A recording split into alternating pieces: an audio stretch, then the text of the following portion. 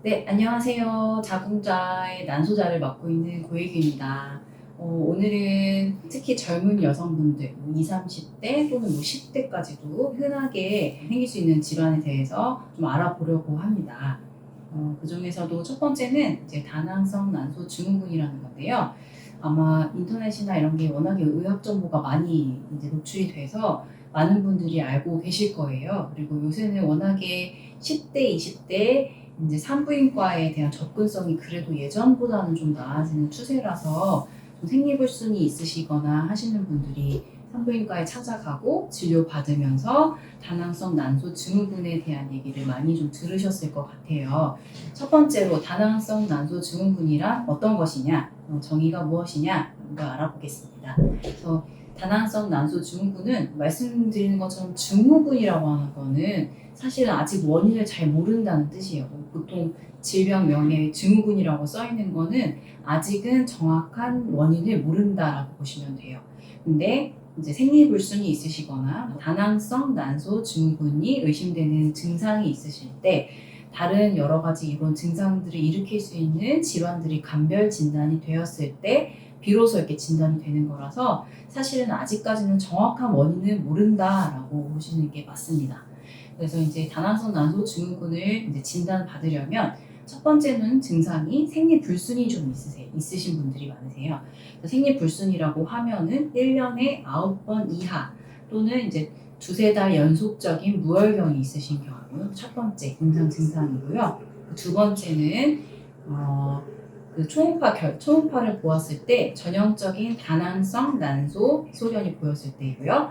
세 번째는 고안드로겐 혈증의 증상들이 있을 때, 예를 들면은 다모증, 뭐 목소리가 변한다든지 여드름이 많이 난다든지 이런 증상 또는 혈액 검사 상에 이런 남성 호르몬이 올라가 있을 때, 그래서 이런 세 가지 증상 중에 두 가지 이상 부합이 되었을 때 이제 다낭성 난소 증후군이다라고 표현할 수 있습니다.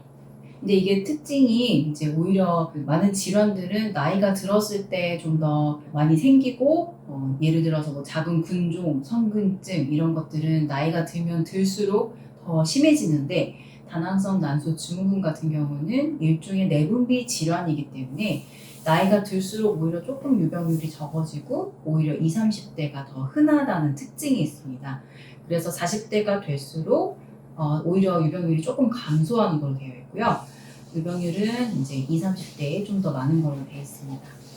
그리고 이제 여성의 유병률로 따지면 여성의 5에서 10% 정도로 유병률이 있는 아주 대표적이고 흔하게 있는 여성 내분비 질환이라고 알려져 있습니다.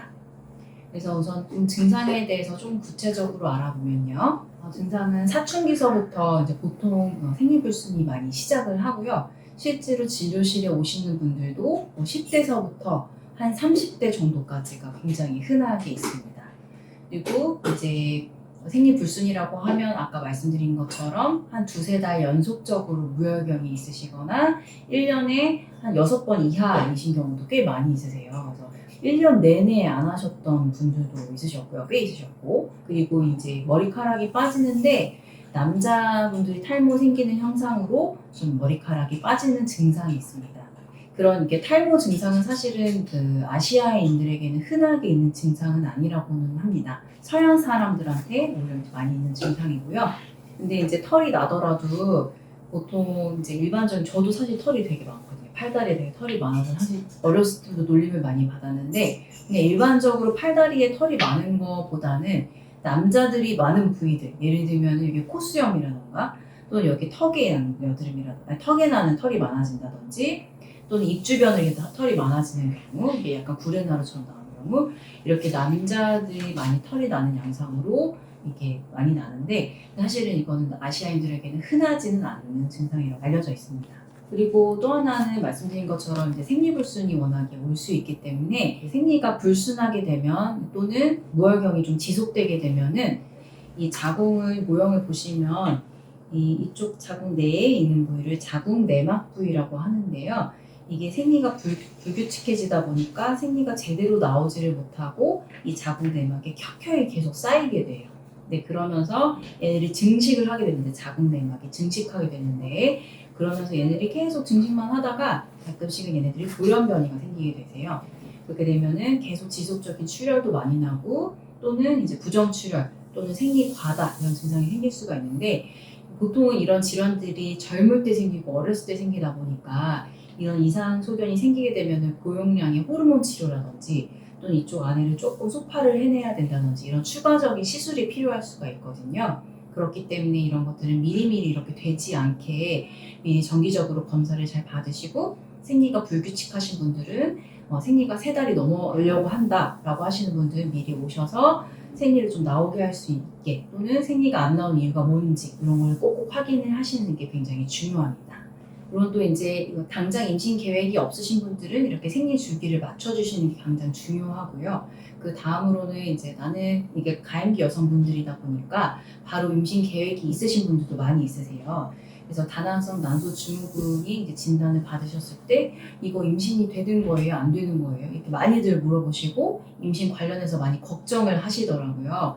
그래서 사실은 근데 임신 자체를 많이 걱정하시진 않으셔도 되는데 왜냐면은 이게 배란이 제대로 안 되는 것 뿐이지 정자랑 난자랑 잘 만나기만 한다면 사실 자궁 쪽에 문제만 없다면 임신 잘 되고 임신 유지도 잘 되시고 그다음에 이제 분만까지도 잘 되시거든요. 근데 이제 문제는 정자랑 난자가 만나야 되는데 이 만나는 시기를 잘 알 수가 없다는 거예요. 문제가 심하신 분들은 정말 불규칙하신 분들이 많아가지고 그래서 그런 분들은 이제 배란 날짜를 맞추거나 아니면 배란이 아예 안 되시는 분들은 이제 배란 유도제라는 걸 좀 사용해야 되는데 그래서 그런 거는 먹는 배란 유도제나 또는 주사제나 이런 거를 같이 병용을 해서 정자 난자를 만날 수 있게 그리고 이제 배란이 될 수 있게 그런 도와주는 이제 주사라든지 뭐 초음파 검사라든지 이런 게 좀 필요할 수 있습니다. 그래서 뭐 다낭성 난소 증후군이 뭐 배란 자체가 어려울 수는 있지만 임신 자체가 안 되는 건 아니다. 그러니까 너무 걱정하실 필요는 없다. 라고 알고 계시면 되는데 근데 다만 이런 다낭성 난소 증후군이 다른 대사 질환들 예를 들면 당뇨, 고혈압 또는 고지혈증 이런 거랑 연관도가 아주 높아요. 아주 높아서 이런 것 대사 질환들이 같이 있으신 분들은 사실은 임신이 실제로 좀 잘 안 되시는 분들이 있습니다. 그래서 만약에 좀 과체중 또는 비만이 같이 있으신 분들은 임신 준비를 하고 싶으시다면 생리불순이 있으시고 과체중이신 분들은 체중 조절을 같이 해주시면서 임신 준비를 하시는 게 굉장히 효율적일 수 있고요. 만약에 이제 그렇지 못한 상태에서 임신이 덜컥 돼버린다면 이제 과체중인 상태에서 임신이 유지되면 물론 이게 또 정도의 차이긴 하겠지만 이제 임신 중독증이라든지 또는 임신성 당뇨 이런 위험도가 같이 높아지는 걸로 되어 있어서요. 임신 준비하시기 전에 체중 조절은 좀 같이 해주시면 사실 체중 관리만 잘 돼도 생리가 돌아오시는 분들도 많이 있거든요. 그래서 체중 또는 대사질환 이런 거랑 연관도가 높으니까 이런 생활습관 관리라든지 식이습관 이런 것도 같이 조절을 좀 해야 할 필요가 있다. 이것만 같이 알고 계시면 좋을 것 같습니다. 그래서 혹시라도 지금 2달 넘게 생리를 안 하신다든지 이렇게 반복적으로 생리를 안 하거나 생리 불순이 있으시거나 한다면 미리 한번 진료를 받아보시고요. 혹시 생리불순을 일으킬 수 있는 다른 갑상선이라든지 또는 뇌에서 나오는 호르몬에 문제가 없는지 확인해 보시고 또는 아까 말씀드렸던 그 남성 호르몬이나 또는 이제 다낭성 난소 증후군 때 보이는 혈액 검사 소견이 있거든요. 호르몬 검사 소견이 그래서 그런 소견이 있는지 없는지 확인 한번 해보시고 임신 계획이 당장은 없으시다면 생리 주기나 또는 자궁 내막에 문제가 생기지 않는지 정기적으로 검진을 하실 필요가 있으시고요. 혹시 임신을 계획 중이시라면 배란을 유도시키기 위해서 어떤 방법을 좀 써야 될지 이런 거를 상의 받으시는 게 좋을 것 같습니다.